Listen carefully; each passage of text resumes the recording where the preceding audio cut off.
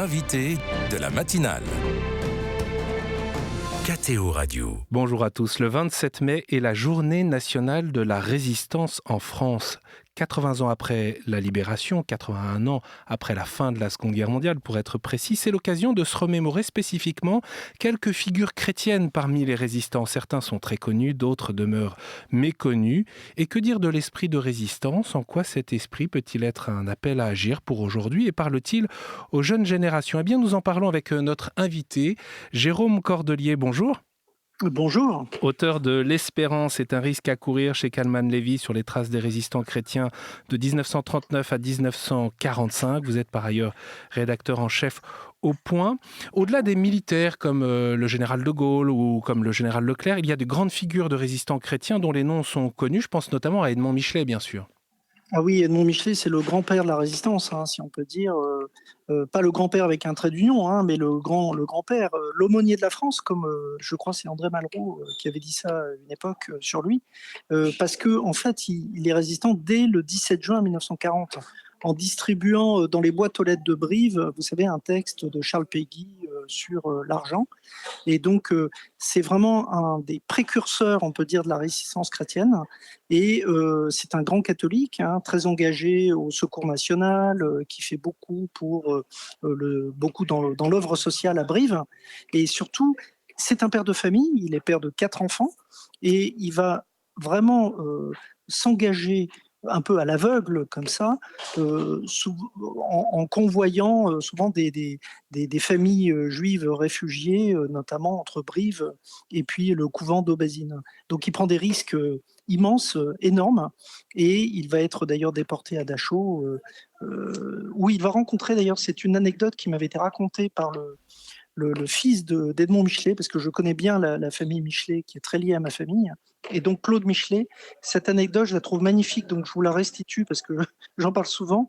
Mais il était à Dachau déporté avec un communiste pur et dur stalinien qui s'appelait Germain Auboiroux. Et un jour, Edmond Michelet ne pouvait pas assister à la messe quotidienne qu'il faisait dans le camp, parce qu'il était malade. Et Germain Auboiroux, qui était complètement athée et même vraiment anti-religieux, lui a dit, eh bien, écoute, j'irai à ta place. Donc, il s'est juste tenu dans la petite chapelle du camp, la chapelle de Fortune, pour être une espèce de sentinelle spirituelle et pour représenter Edmond Michelet. Je trouve cette anecdote toujours très très belle, et qui pour moi est un signe fort pour la laïcité aussi. Et qui dit la manière dont Edmond Michelet, comme tant d'autres, a su témoigner de sa foi au point que les autres qui n'y croyaient pas l'ont à la fois respecté et avec une grande proximité. Vous le disiez, Edmond Michelet, responsable du mouvement de résistance Combat en Corrèze, arrêté par la Gestapo en 1943, et il sortira vivant à la libération du camp de Dachau le 29 avril 1945. Oui, il deviendra un des grands ministres de Gaulle. Et d'ailleurs, le nouveau livre que je viens de sortir se termine là-dessus. C'est-à-dire, ce qui est intéressant, c'est que Edmond Michelet, François Mauriac et le général de Gaulle vont tous mourir à un moment, à quelques mois d'intervalle.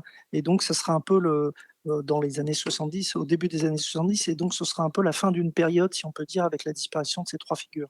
Et vous évoquez ce témoignage au camp de Dachau. Edmond Michelet disait lui-même que la foi ait été pour un très grand nombre d'entre nous le soutien décisif tout au long de nos épreuves. C'est là une évidence qui n'est mise en doute par personne.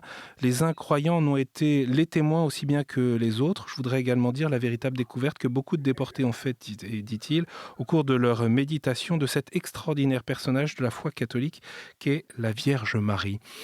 Est-ce que vous souhaitez, Jérôme Cordelier, évoquer d'autres figures connues ou moins connues peut-être ?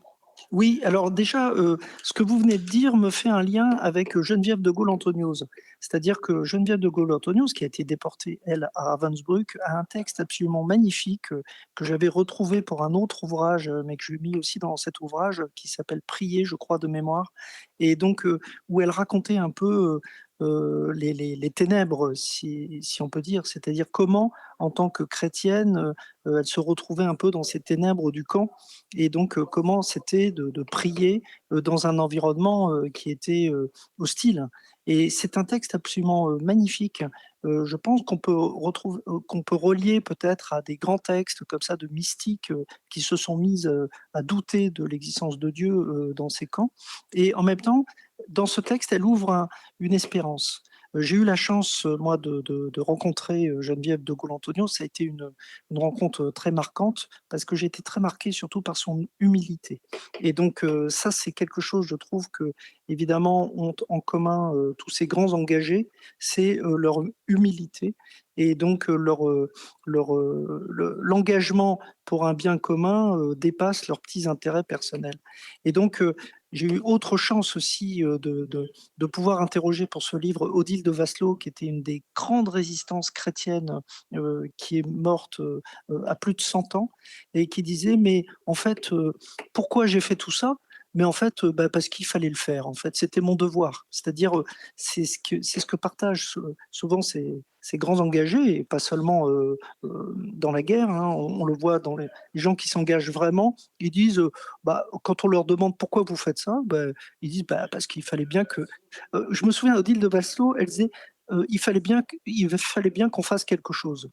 Et donc, je trouve c'est très fort de voir, je trouve c'est l'exercice, la pratique de la foi dans l'humilité et dans le flux de la vie, si je peux dire. Et qui les ont conduits à mener un combat de résistance à la fois très, très courageux, très exposé.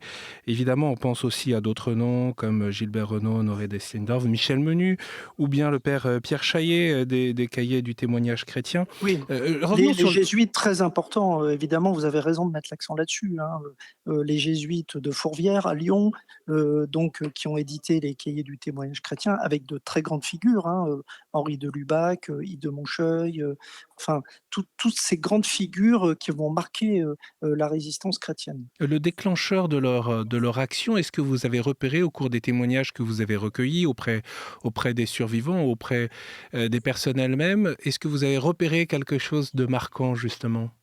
D'abord, ce qui est très important à dire, je trouve, et à souligner, c'est que les chrétiens ont été, donc catholiques, protestants et orthodoxes, ont été les premiers à résister contre les nazis. C'est-à-dire qu'on l'a rappelé, Edmond Michelet, c'est dès le 17 juin 1940, mais dès 1940, à une époque où c'est pas du tout évident de défier les nazis, eh bien les chrétiens s'engagent. Et souvent, ils le font contre leur milieu, contre leur culture, souvent aussi contre la hiérarchie de l'Église. En 1940, beaucoup de cardinaux et d'évêques sont plutôt loyaux à Vichy. Et donc, souvent, ces laïcs paroissiens, ces prêtres religieux et religieuses de base prennent des risques et vont à contre-courant. Et ce qui est important, et c'est pour ça que je trouve bien que vous citiez ces noms-là, c'est que c'est pas des engagements qui sont spectaculaires. Et ce sont souvent des engagements qui se font dans la discrétion, dans le pli et les replis de la société. Et donc c'est important de le dire. Souvent, ce sont des gens qui, même après, ne voulaient plus parler de leur engagement. Moi, j'ai eu la chance d'interroger beaucoup, Jacqueline Fleury-Marié ou Odile de Vasselot. C'était des gens qui, après la guerre, ont attendu des années et des années, voire des décennies, avant de raconter, ce qu'ils avaient fait, ce qu'elles avaient fait pendant la guerre. Mmh. On peut rappeler que, Pie XI, dès 1937, signe l'encyclique Mit brennender Sorge Mmh. qui rappelle combien le nazisme est clairement incompatible avec la foi et l'Évangile. Il y a aussi tous ceux qui se sont mobilisés pour sauver, les juifs persécutés par les nazis et parmi ceux qui ont reçu le titre de Juste parmi les nations, justement pour avoir aidé, ces juifs persécutés, figure, le père jésuite Jean Fleury. C'est le premier Français à être reconnu comme juste d'ailleurs. Oui, c'est le premier français. D'ailleurs, c'est très émouvant. J'ai eu la chance d'aller, à Yad Vashem, hein, et de voir, pour ce livre, pour cette enquête, j'ai été donc à Yad Vashem et j'ai été vraiment frappé de voir le nombre de chrétiens, qui sont honorés à Yad Vashem et dont on connaît, très, très peu le le le nom. Et donc, Jean Fleury était, l'un de ceux-là. Bon, il est un peu plus connu parce que, son engagement, surtout dans la région de Poitiers, a été fort. Mais vous savez, des figures comme ça, il y en a plein. Il y en a plein et ce que Des je voudrais communautés religieuses qui se sont voilà, mobilisées. Exactement, des gens et puis alors il y avait des rôles modestes, hein, des gens qui étaient juste des passeurs par exemple, et puis d'autres qui avaient des faits d'armes beaucoup plus importants. Mais Odile de Vasselot par exemple, qui était une grande résistance, chrétienne, qui deviendra après la guerre d'ailleurs, Xavière, vous savez, s'engagera pour l'éducation. C'est elle qui va créer le lycée, de Sainte-Marie d'Abidjan. Eh bien, elle convoyait les parachutés, anglais, qui étaient tombés en Belgique. Elle leur faisait traverser la France pour, qu'ils échappent, justement à l'étau, nazi et donc elle les convoyait juste dans les trains, c'est-à-dire elle se mettait en chef de file, si on peut dire. Ils les suivaient pour leur indiquer le chemin. Mmh. Vous avez évoqué l'épiscopat français. Si une partie des évêques français ont été mis en cause après la Seconde Guerre mondiale, certaines figures se distinguent, comme Monseigneur Saliège à Toulouse, Monseigneur Piguet à Clermont et certains autres. Parmi les raisons de cet engagement, on sait qu'il y a l'amour de la patrie, la défense de la liberté, un attachement viscéral à la dignité de la personne humaine et un engagement bien sûr spirituel. La béatification des martyrs du nazisme dernièrement à Paris a été l'occasion d'évoquer la résistance spirituelle dont ont témoigné en Allemagne les nouveaux bienheureux français auprès des travailleurs du STO notamment. Qu'est-ce que tout cela nous dit de cet esprit de résistance, Jérôme? Alors, vous avez évoqué les cardinaux et les évêques. Ce qui est intéressant, c'est que jusqu'en 1942, donc ils sont quand même assez liés à Vichy et puis après, il y en a beaucoup qui s'engagent. Vous avez cité, monseigneur Saliège, qui a fait cette lettre, qui a eu un retentissement très important, «Les Juifs sont nos frères». Il y a aussi le cardinal Gerlier, qui sera très important pour soutenir, les jésuites de Fourvière et notamment les cahiers du témoignage chrétien et aussi une autre figure, par exemple, vous voyez, qui me vient en vous parlant, l'abbé Glasberg, hein, que cet abbé juif ukrainien converti au catholicisme et qui fera beaucoup pour l'amitié judéo-chrétienne et pour le passage dans les camps. Ce qui est intéressant, c'est que ce qu'on a appelé la résistance spirituelle, hein, se fait au nom d'une foi, évidemment, c'est-à-dire que c'est la foi et le vecteur, le déclencheur de l'engagement, si on peut dire, en tout cas le moteur de l'engagement, mais le déclencheur se fait souvent par des rencontres, par surtout une volonté de dire non à quelque chose, une injustice qu'on voit sous ses yeux dans son environnement immédiat. Donc c'est pas forcément une action spectaculaire qui va déclencher tout un système d'engagement, mais c'est quelque chose en fait qui est irrigué en soi, que l'on a en soi et qui s'exprime à un moment donné face à une circonstance historique. Un dernier mot, Jérôme, est-ce que cet esprit de résistance parle aux jeunes d'aujourd'hui? Ah, je pense que alors les champs d'action sont très différents, mais vous voyez, par exemple, hier soir, j'ai vu le très beau film, qui s'appelle «L'abandon», sur les derniers jours de Samuel Paty et donc c'était intéressant de voir aussi que c'était un acte de résistance et surtout de voir un peu le la cascade de lâcheté, qui ont conduit à son exécution, de façon barbare et c'est un film, par exemple, que je conseille parce que je trouve que c'est un grand film justement sur la résistance.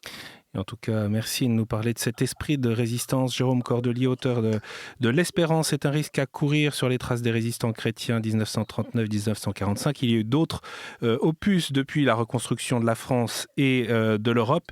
Et puis le dernier livre, Les grandes fractures 1954-1968, les chrétiens face aux défis du siècle. Et c'est la raison pour laquelle vous serez l'invité de l'Esprit des Lettres sur KTO ce vendredi. Merci infiniment d'avoir été avec nous, Jérôme.